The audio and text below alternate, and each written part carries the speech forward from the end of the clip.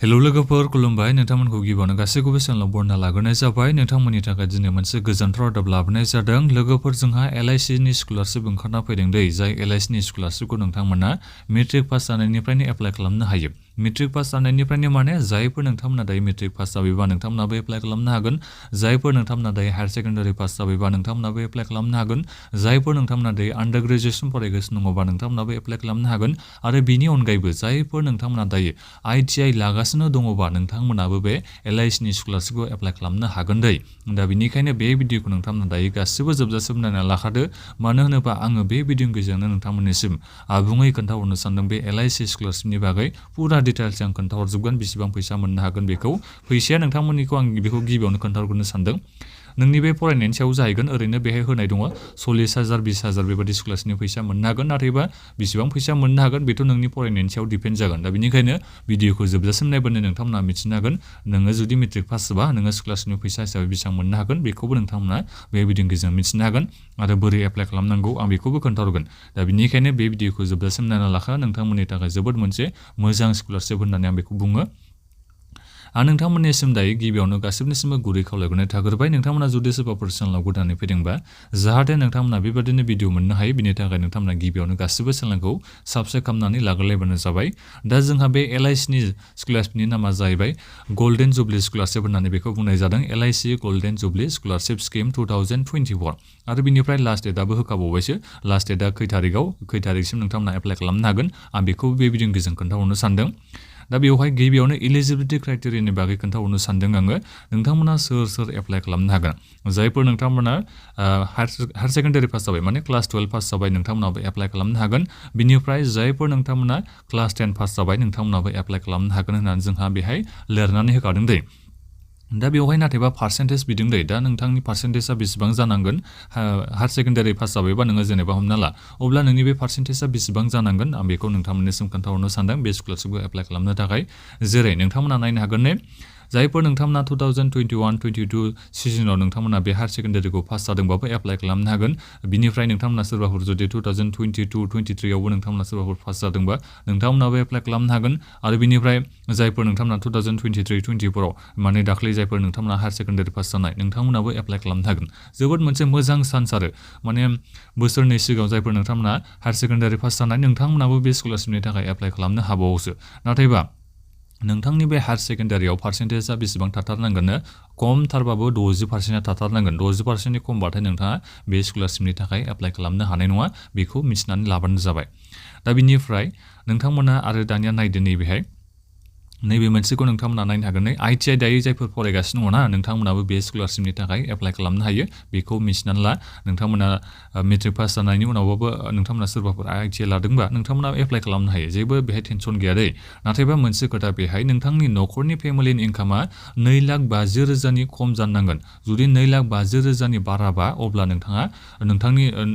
फेमिलिनि इनकामा 2,50,000 बाराबा अब्ला नोंथाङा स्कलारशिपनि थाखाय एप्लाइ खालामनो हाया बेखौ मिथिना लाबानो जाबाय दा बेनिखायनो गावबागावनि इनकाम सार्टिफिकेटआव नायदो नोंथांनि न'खरनि फेमिलिनि इनकामा जुदि 2,50,000 खमबा अब्ला नोंथाङा बे स्कलारशिपनि थाखाय एप्लाइ खालामबानो जाबाय दानिया फैदो मेट्रिकनि बेलायाव दा नोंथाङा मेट्रिक पास जाबाय अब्ला दा बेवहायलाय मा कन्डिसन दङ एप्लाइ खालामनो थाखाय बेखौ खोन्थाहरनो सानदों जायफोर नोंथांमोना माने बोसोरनै सिगाङाव पास जानायबाबो मेट्रिकखौ अब्लाबो नोंथांमोना एप्लाइ खालामनो हागोन नै सिजनखौ नायबानो जाबाय नोंथांमोना जायफोर नोंथांमोना 2021-22 बे समाव नोंथाङा मेट्रिक पास जादोंबाबो एप्लाइ खालामनो हागोन 2022-23 बे सिजनाव नोंथाङा मेट्रिक पास जादोंबा अब्लाबो नोंथाङा एप्लाइ खालामनो हागोन बिनिफ्राय जायफोर नोंथांमोना दाख्लैबावो मेट्रिक पास जानाय नोंथांमोनाथ' एप्लाइ खालामनो हाखागोनखा दा बिनिफ्राय मोनसे खोथा नाथायबा मेट्रिकआव नोंनि बे पार्सेन्टेजआ खमथारबाबो 60%आ थाथारनांगोन जुदि 60%नि खमबा नोंथाङा बे स्कलारशिपनि थाखाय एप्लाइ खालामनानै फैसाखौ मोननो हानाय नङा बेखौ मिथिना ला 60%आ थाथारनांगोन बे स्कलारशिपखौ एप्लाइ खालामनो थाखाय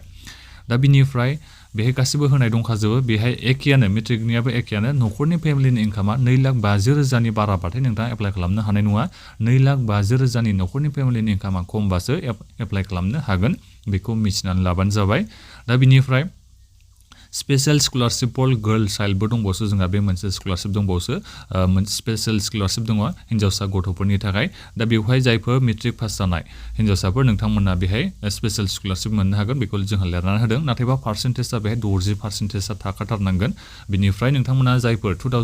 2022 आव 2023 आव 2024 आव मेट्रिक पास जानाय नोंथांमोना गासिबो बे स्कलारशिपनि थाखाय एप्लाइ खालामनो हागोन दायो नोंथांमोना बेखौ मिथिबाय जानांगौ नाथायबा बेखौ जेब्लाबो गोसोआव ला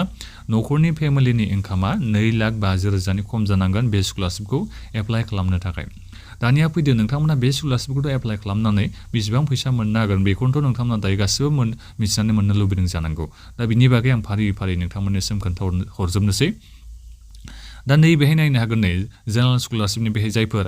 MBBS लानाय BA MS BHMS BDS बेबादि फरायदोंबा नोंथांमोना मेडिसिननि लाइनाव नोंथांमोना फरायदोंबा अब्ला नोंथांमोना स्कलारशिपनि फैसा हिसाबै 40,000 नोंथांमोना स्कलारशिप मोननो हागोन पार एनाम बोसोरसेयाव नोंथांमोना 40,000 फैसाखौ मोननो हागोन दै बेखौ मिथिनानै लाबानो जाबाय दा नोंनि बे कर्सनि दुरेसना बेसेबां जेनेबा बोसोरब्रै बोसोरथाम एबा बोसोरबाबाबो अब्लाबो नोंथाङा माने एनुवेलि माने बोसोरफ्रोमबो 40,000 करि नोंथांमोना स्कलारशिपनि फैसाखौ मोननो हागोन बे LIC नि स्कलारशिपनिफ्राय दै दा बिनिफ्राय नोंथांमोना नै बिथिं नायनो हागोन बेथ' जाहैबाय जोंहा MBBS बिथांमोना फरायनाया दा बिनिफ्राय जायफोर नोंथांमोना दायो BE BTech BArch बेबादि फरायदोंबा बेचलर अफ आर्किटेक्चार बेफोरबायदि नोंथांमोना फरायदोंबा एबा इन्जिनियारिं फिल्डआव नोंथांमोना दायो फरायदोंबा अब्ला नोंथांमोना 30,000 नोंथांमोनाबो स्कलारशिपनि फैसा हिसाबै बोसोरफ्रोमबो मोननो हागोन नोंनो जोंहा बेहाय लिरनानै होदों दे दा बिनिफ्राय दा बेवहाय नोंथांमोना बे स्कलारशिपनि फैसाखौ खेबसेनो बे 30,000खौ मोननाय नङा सिगांनि बे 40,000खौबो खेबसेनो बोसोरसेयाव नोंथांमोना मोननाय नङा बोसोरसेयाव माने बिथांमोना खेबनै इनस्टलमेन्टआव सोगोन आरो बोसोरसेयावथ' नोंथांमोना 40,000खौनो मोनगोन बोसोरफ्रोमबो नाथायबा खेबनै इनस्टलमेन्टआव सोगोन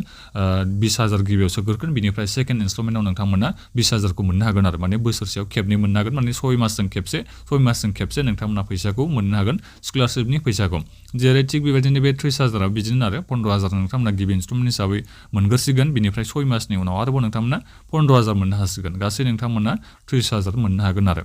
दा बिनिफ्राय जायफोर नोंथांमोना दायो ग्रेजुवेसन खालामगासिनो जेनेबा एनि डिसिप्लिन माने जायफोर नोंथांमोना आर्ट्सआव दायो ग्रेजुवेसन खालामगासिनो दङबा जायफोर हायार सेकेन्डारि पास जाबाय नोंथांमोनाथ' दायो ग्रेजुवेसन फरायगासिनो दंखायो जानांगौ नालाय सोरबा सेकेन्ड सेमिस्टाराव जानो हागौ नोंथांमोना फार्स्ट सेमिस्टाराव जानो हागौ अब्ला नोंथांमोना एप्लाइ खालामनो हागोन बेहाय स्ट्रिमनि जेबो खोथा गैया आर्ट्सआनो जा कमार्सआनो जा साइन्सआनो जा नोंथांमोना बेखौ गासिबो एप्लाइ खालामनानै मोननो हागोन नोंथांमोना गासै बोसोरसेयाव 20,000 फैसा मोननो हागोन पार एनाम होननानै जोंहा बेहाय लिरनानै होदों नाथायबा बे जेनेबा दायो डिग्रीनि कर्सआ जोंहा बोसोरब्रै जाबाय दा बे बोसोरब्रैबो नोंथांमोना स्कलारशिपनि फैसा हिसाबै LIC निफ्राय मोननो थाखाय नोंथांमोननि बे पार्सेन्टेजआबो एभ्रि सेमिस्टार मोजां जानो नांगोन दै बेबादि नङा जेनेबा नोङो गिबि मोनबाय बेनि उनाव नेक्स्ट बारावबो नों मोननो हागोन बेबादि नङा नेक्स्ट बाराव नोङो बे सेमिस्टारनि एग्जामाव मोजां पार्सेन्टेज लानानै पास जाबासो नोंथांमोना स्कलारशिपनि फैसाखौ मोनलांबाय थानो हागोन बे 20,000 फैसाखौ बोसोरसेयाव खेबनै सोनाय जागोननो गिबि इनस्टलमेन्ट हिसाबै 10,000 सोनाय जागोन बिनिफ्राय नेक्स्ट बाराव आरोबाव 10,000 सोनाय जागोन माने 6 मासनि उनाव खेबसे बेबादि सोगोन आरो जायखिजाया माने बोसोरसेयाव नोंथांमोना 20,000 मोननो हागोन जुदि नोंथांमोना सेमिस्टाराव मोजां पार्सेन्टेज लाबोबाय थानो हायोबा अब्ला बोसोरफ्रोमबो नोंथांमोना 20,000 करि फैसाखौ मोनबाय थानो हागोन बे LIC स्कलारशिपनिफ्राय दे बेखौ मिथिना लाबोनो जाबाय ITI लानायबाबो नोंथांमोना बे 20,000खौनो फैसाखौ मोननो हागोन बोसोरफ्रोमबो नोंथांमोना 20,000 फैसा मोननो हागोन कर्सनि दुरेसना नोंनिया जेनेबा 3 बोसोरबा अब्लाबो नोंथांमोना 3 बोसोरसिम 20,000 करि मोनलांबाय थानो हागोन पार्सेन्टेजखौ नोंथाङा मोजां लानानै पास जालांबाय थायोबा दा बिनिफ्राय जायफोर नैबे स्कलारशिपआ जाहैबाय special scholarship for girl child होनना बेहाय बुंदों दा बेवहाय जायफोर हिन्जावसा गथ'फ्रा बे स्कलारशिपनि थाखाय एप्लाइ खालामोबा नोंथांमोना 15,000 फैसाखौ मोननो हागोन पार एनाम होननानै बेहाय बुंदों माने बोसोरसेयाव नोंथांमोना 15,000 करि स्कलारशिपनि फैसाखौ मोननो हागोन बिनिफ्राय बोसोरसेयाव मोननो हागोन नाथायबा बेखौ खेबसेनो नोंथांमोना मोननो हाया गिबियाव नोंथांमोना 7,500 मोननो हागोन बिनिफ्राय सेकेन्ड इनस्टलमेन्ट माने 6 मासनि उनाव आरोबाव नोंथांमोना 7,500खौ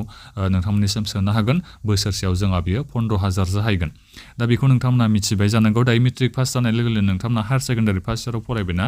दा बिनिखायनो नोंथांमोना दायो बेखौ एप्लाइ खालामनो हायो दा बिनिफ्राय हायार सेकेन्डारि बे फार्स्ट इयाराव नोङो जुदि मोजां पार्सेन्टेज लायोबा अब्ला आरोबाव नोङो सेकेन्ड इयारावबो मोजाङैनो बे स्कलारशिपखौ मोननो हाबावगोन आरो माने आरोबाव नोंथाङा बोसोरसेयाव 15,000 फैसा मोनबावगोन गासै नोङो बोसोरनैयाव 30,000 फैसा मोनहैनाय जागोन दा बेखौ आं नोंथांमोननिसिम खोन्थाहरनाय जाबाय दा बेनिखायनो जायफोर फरायसा गथ'फोर नोंथांमोनाबो बे स्कलारशिपनि थाखाय एप्लाइ खालामनो सानदोंबा नोंथांमोना एप्लाइ खालामबानो जाबाय हिन्जावसा गथ'फोरनि बागै आं बेहाय बुंहरनाय जादों दा बिनिफ्राय हौवासाफ्राबोथ' एप्लाइ खालामनो हाखायो बेखौथ' नोंथांमोना मिथिखाबाय हिन्जावसाफ्रा बेहाय स्पेशल स्कलारशिप मोनसे दङ आरो बिथांमोननि थाखाय आलादा मोनसे स्कलारशिप होनाय जादों दा बिनिफ्राय पेमेन्ट अफ स्कलारशिप बे नोंथांमोननि डाइरेक्ट बेंक एकाउन्टआव बेखौ सोना हरगोन बे स्कलारशिपनि फैसाखौ नोंथांमोनाथ' मिथिखायो बेंकआव डाइरेक्ट फैसाखौ सोना हरो दा बिनिफ्राय बेवहाय जोंहा सेलेक्ट खालामनायसो जागोन दै गासिबो एप्लाइ खालामबादि नोंथांमोना मोनगोन बे नङा बिथांमोना गासिबो डिटेल्सफोरखौ मोजाङै नायनायनि उनावसो बिथांमोना सेलेक्ट खालामगोन अब्लासो नोंथांमोना बे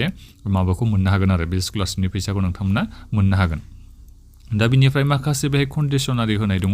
जेरै आं नोंथांमोननिसिम दहायनोथ' खोन्थाखाबाय 60%आ थाथारनांगोन बे स्कलारशिपखौ एप्लाइ खालामनो थाखाय बिनिफ्राय न'खरनि फेमिलिनि इनकामा 2,50,000नि खम जाथारनांगोन अब्लासो नोंथांमोना एप्लाइ खालामनो हागोन नाथायबा मोनसे खोथाखौ गोसोआव लाबानो जाबाय नैबे जोंहा मोनसे रियेलाइजेसन होनाय दङ बे इनकामनि बेलायावबो जायफोरनि फेमिलियाव जुदि बेहाय बुंदों आरो जुदि बेखौ मा होननानै बुंहरबावनाङो 4 लाख बाबो जागोन होनना बेहाय बुंदों जुदि सिंगल मादारल'बा जेनेबा बिफा गैला जेनेबा बिमा हारसिंल'सै ओमफ्राय नोंखौ फेदेरदों फोलावबाय बियो बिमा हारसिङा बिफाया जेनेबा थैनानै थांबाय अब्ला माने न'खरनि फेमिलिनि इनकामा 4 लाखसिमबाबो एप्लाइ खालामनो हागोन होननानै बेहाय बुंदों बिनिफ्राय उइद' आनमेरिड हाबा जालासिनो हिन्जावा जेनेबा नोंखौ जुदि फेदेरबाय फोलावबायबा अब्लाबो नोंथाङा माने एप्लाइ खालामनो हागोन आरो अब्ला 4 लाखसिम न'खरनि फेमिलिनि इनकामा थाबाबो एप्लाइ खालामनो हागोन नाथायबा 4 लाखनि बाराबा एप्लाइ खालामनो हानाय नङा बेखौ मिथिनानै लाबानो जाबाय दा बिनिफ्राय सेलेक्सन लिस्टखौ बोरै खालामगोन बेहाय जोंहा लिरनानै होखादों फुरा नोंनि बे पार्सेन्टेजखौ नायगोन पार्सेन्टेजखौ नायनायजों लोगोसेनो बिथांमोना इनकामखौबो नायगोन नोंथांनि न'खरनि फेमिलिनि इनकामा बेसेबां बेखौ नायजोबगोन दा बेनिखायनो पार्सेन्टेज बुरजाजोंल' बेहाय खोथा थानाय नङा होननानै बेखौ बिथांमोना होखादों प्रिफारेन्सखौ नायगोननो बिथांमोना प्रिफारेन्सखौ माखौ नायगोन इनकामखौ नायगोनसोनो इनकामखौसो बांसिन प्रिफारेन्सखौ होगोन ना न'खरनि फेमिलिनि इनकामा जुदि नोंनिया खमसिनथारबा अब्ला बेखौ नायगोन आरो जेनेबा हमना ला पार्सेन्टेजआ एखे जाबाय 70% जाबाय दा सोर सासेखौ सेलेक्ट खालामनो बेबादि जायोबा बिथांमोना सोरखौ प्रिफारेन्स होगोन ना जाय स्टुडेन्टनि न'खरनि फेमिलिनि इनकामा खमसिन बेखौ बिथांमोना चान्स होनाय जागोन बे स्कलारशिपआव बिथांमोना सेलेक्ट खालामनाय जागोन होननानै जोंहा बेहाय लिरनानै होदों दै दा बेवहायबो जोंहा फुरा डिटेल्स लिरना होजोबनाय दङ बेफोरखौ नोंथांमोना नायजोबनो हागोन दा बिनिफ्राय गाहायथाराव फैनानै नोंथांमोना नायनो हागोन बेहाय फुरा डिटेल्स लिरना होनाय दंखायो नोंथांमोना गासिबो माबायावनो सेमिस्टारावनो मोजाङै पार्सेन्टेज लानो नांगोन बेफोरखौ जोंहा लिरना होजोबखादों दा बेनिखायनो नोंथांमोना गासिबो नैबेहाय बुंदों आरो जेनेबा दाथ' जायफोर मेट्रिक पास जानाय बे स्पेशल स्कलारशिप गार्ल केटेगरिनिखौ आं बेहाय बुंहरनो सानदों नोंथांमोना दायो 60%थ' नांथारगौ मेट्रिकआव नाथायबा नोङो बे हायार सेकेन्डारि फार्स्ट इयारावबो जोंहा एग्जाम जायोना बे हायार सेकेन्डारि फार्स्ट इयाराव नोङो जुदि 50% थाबाबो अब्लाबो नोंथाङा स्कलारशिप फैसाखौ मोननो हागोन दे बेखौ मिथिना लाबानो जाबाय नाथायबा 50% थाथारनांगोन अब्लासो नोंथांमोना मोननो हागोन फार्दार स्कलारशिपनि फैसाखौ बेखौ मिथिना ला बिनिफ्राय नैबेहायबो होनाय दङ जायफोर नोंथांमोना जेनेबा दायो आन्डार ग्रेजुएसन फरायदों हायार सेकेन्डारि पास जानानैथ' नोंथांमोना दायो आन्डार ग्रेजुएसन फरायखागोन नालाय दा नोंथांमोनाबो गासिबो सेमिस्टारावनो 50%आ खमथारबाबो थाथारनांगोन आरो CGPA दा SGPA सोरनाबा जायो सोरनाबा CGPA सोरनाबा जायो दा जेखियानो जाया मानो 50%आ थाथारनांगोन आरो सेमिस्टारनि एग्जामफोराव अब्लासो नोंथांमोना स्कलारशिपनि फैसाखौ कन्टिनिउ मोनलांबाय थानो हागोन बेखौ जोंहा लिरनानै होदों दा बेनिखायनो जेसेबां हायो पार्सेन्टेजखौ नोंथांमोना मोजाङै लाबासो बे स्कलारशिपनि फैसाखौ मोननो हागोन नङाबा नोंथांमोना मोननाय नङा दा बिनिफ्राय